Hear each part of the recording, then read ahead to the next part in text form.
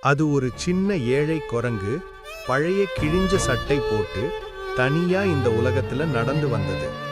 காலையில வயிறு பசியோட ரோடு ஓரத்துல உட்கார்ந்திருந்தது. ஆனா யாருமே அத பார்க்கல. சாப்பாடு கேட்டு கை நீட்டினா கோபத்துல துரத்தி விட்டாங்க. குரங்கு எதிர்த்து பேசாம அமைதியா நடந்து போச்சு. வெயிலிலும் வலியிலும் கஷ்டப்பட்டு சின்ன வேலை செஞ்சது. கண்ணுல கண்ணீர் இருந்தாலும் மனசுல நம்பிக்கை இருந்தது. கஷ்டமா சேர்த்த கொஞ்சம் காசுல ஒரு சின்ன சாப்பாடு வாங்குது. ஆனா அதை சாப்பிடாம பசிக்கிற ஒரு குட்டி கிட்ட கொடுத்தது. இரவு வந்துச்சு, மழை பெய்யுது.